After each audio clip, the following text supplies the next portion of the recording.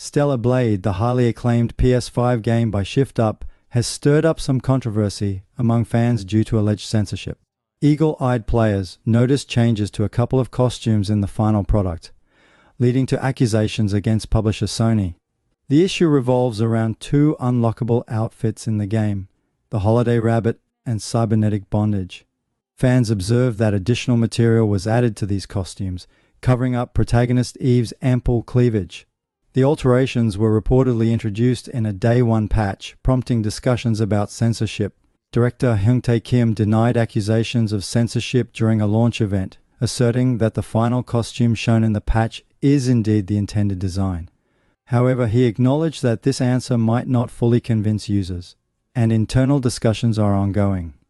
Interestingly, other costumes in the game, such as the bikini-style Blue Monsoon, remain unedited and readily available. This inconsistency raises questions about the motive behind the alleged censorship. Fans have rallied behind the hashtag #FreeStellaBlade, with a petition on change.org gaining traction. While opinions vary, the game's overall quality remains unaffected. In the end, whether the decision is reversed or not, Stella Blade continues to be an excellent gaming experience. Or, it could even be a marketing ploy by Shift Up to stir up some drama. Here's an update on this story as I was getting this video ready to go up on YouTube. Over 60,000 passionate Stella Blade fans have rallied together, signing a petition that opposes what they perceive as outfit censorship in the game. The petition asserts, the content has been censored from the original trailer version posted by Sony. We, as gamers, want this content back. We relied on it, we made the game the #1 pre-order worldwide because of it, and this is the game we want. The petition's organizer, Mark Kern, boldly declares that Stella Blade serves as a cultural beacon for freedom of expression, in a time when game publishers like Sony are censoring games all the time. Before its release, Shift Up advertised Stella Blade as being uncensored in all regions. While this statement primarily related to Japan's restrictive ratings board, which was more concerned about excessive gore, some players mistakenly associated it with these minor costume alterations. According to a Reddit post by Asmongold, this confusion led some players to receive refunds from Sony based on false advertising. However, the extent of this policy remains unclear. Aspyr released a brand new patch for Tomb Raider Remastered earlier this month, which removed the posters from the Tomb Raider 3 level, Sleeping with the Fishes. The developer has now issued a response on its official support page, stating the posters were inadvertently removed and will be restored in the next major update. Thank you to the Tomb Raider community for your continued feedback and support for Tomb Raider Remastered, starring Lara Croft. In the recently released patch 2, we made several texture and graphical updates to the HD version. As part of these updates, the posters in Sleeping with the Fishes, the lost artifact, were inadvertently removed in the HD version of the game. This has been resolved, and these textures will be restored in patch 3.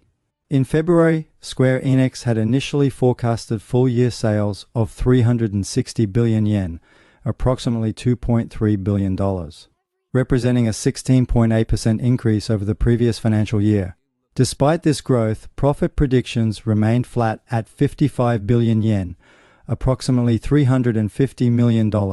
Notably, the company released several games during the current financial year, including Final Fantasy VII Rebirth, Final Fantasy XVI, Final Fantasy Pixel Remaster, and the Splatoon-style multiplayer game Foam Stars. Additionally, the expansion for the ongoing MMO Final Fantasy XIV, titled Dawn Trail, is set to launch in the next financial year. It's worth noting that Final Fantasy VII Rebirth, which hasn't set sales charts on fire. While from the outset, it would seem like a surefire mainstream success, like Final Fantasy VII Remake was in 2020. The PS5 exclusive doesn't seem to have returned on the investment quite as much as the first entry. Square Enix now appears to be looking for more of a guaranteed mainstream success with its biggest games, meaning smaller projects may be cut.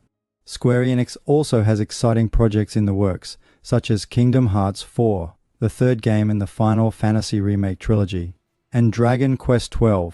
The company's director and president, Takashi Kiryu, previously discussed plans to create a new company structure following declining sales in its digital entertainment business.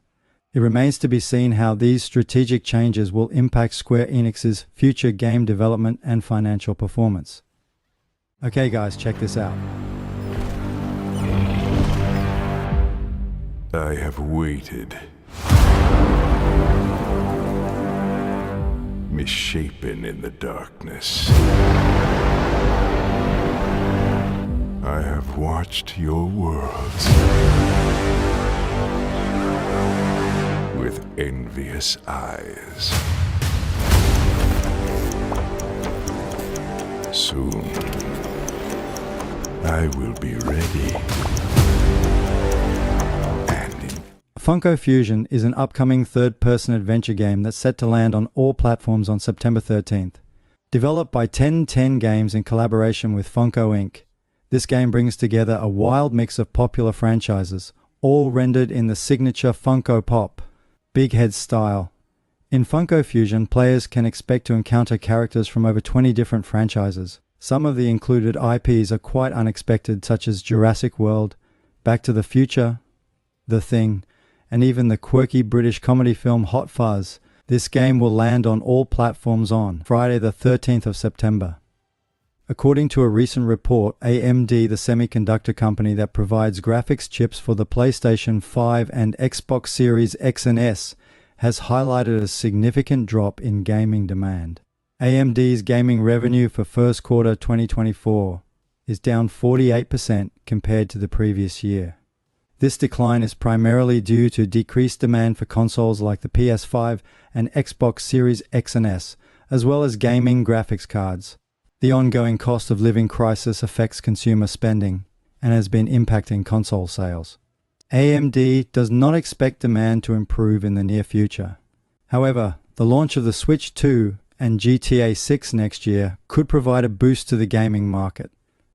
So that's pretty much it for this episode, as I have been busy playing Fallout 4 on my PS5. While that game looks nice now with its next-gen update, it's still so buggy. So thanks so much, Bethesda. Maybe one day they will get it right.